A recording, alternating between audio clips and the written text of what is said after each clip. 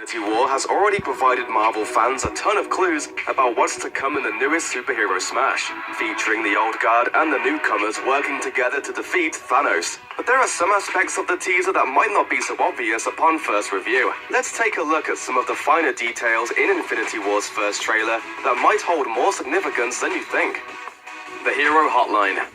When Tony Stark is shown visiting Doctor Strange's Sanctum Sanctorum, there's an interesting little Easter egg contained in his hands. The same cell phone that Steve Rogers gave him at the tail end of Civil War. Even though the two didn't completely resolve their differences, Steve apologized for withholding the truth about Bucky's assassination of Tony's parents in a note that also read, "I know you are only doing what you believe in, and that's all any of us can do. It's all any of us should. So, no matter what, I promise you, if you need us, if you need me, I'll be there." Cap may be enjoying asylum in Wakanda, but it's clear Tony's going to take him up on that offer in Avengers Infinity War once the threat of Thanos becomes clear.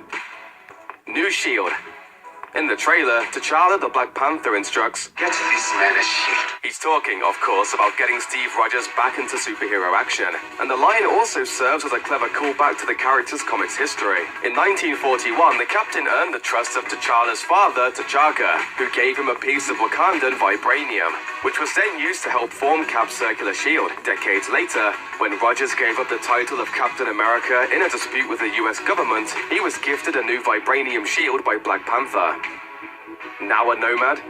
Steve isn't the only one sporting a new appearance in the trailer. There's also a subtle difference in the way Bucky is outfitted, as the star looks to be missing from his new bionic arm. Since it was lasered off of him by Tony Stark in the same battle that cost Cappy his shield, Bucky too might have decided to shed a piece of his pre-Civil War identity and go forward as a non-Winter Soldier nomad. Has he rid his mind of all that pesky Hydra programming at long last? Sebastian Stan has cast doubt on how well that would work out for him, telling the Daily Beast, "I think Bucky represents some of those people that come back and just don't know how to restart their lives."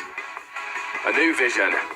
In the first new glimpse we get of Vision in Infinity War, he looks a lot more human than he used to. His appearance is almost ordinary, save for the bright yellow stone embedded in his forehead. In the comics, a defining feature of Jarvis's post-download existence is that he wants to be as human as possible. So, the fact that he's now been able to shed all the red, at least for a while, means that either someone's fantasizing about what might have been, or he's figured out some way to shapeshift into his desired reality. In either case, he's clearly developed a romantic relationship with the Scarlet Witch, which is also a nod to a central component of his comics' origins. The two had quite a storied relationship throughout the years, often tumultuous, but also resulting in twins named Wiccan and Speed, who both end up on the Young Avengers team during their teenage years. A certain casting call for Avengers 4 seems to indicate that the latter part, at least, will come to fruition.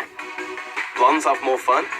Natasha Romanoff is another of the exiled Avengers who seems sporting a new look in Infinity War's first glimpse. Rather than the dark auburn do that's been her trademark all these years, she's shown with blonde locks. She's probably still a fugitive at the start of this movie, and the hue of her do may just be a simple effort to disguise herself from the government. However, some suspect it might also harken back to the comic's second Black Widow character, Yelena Belova, who sported similarly blonde locks. If she is just trying on a new identity for size, why not make it her alter ego one plucked from the page as a hat tip to her comic fans?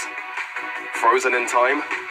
Although we don't know for sure if Thanos has or will be able to steal the Time Stone from the Sanctum Sanctorum, there's at least one shot in the trailer which hints that time is being messed with in some way.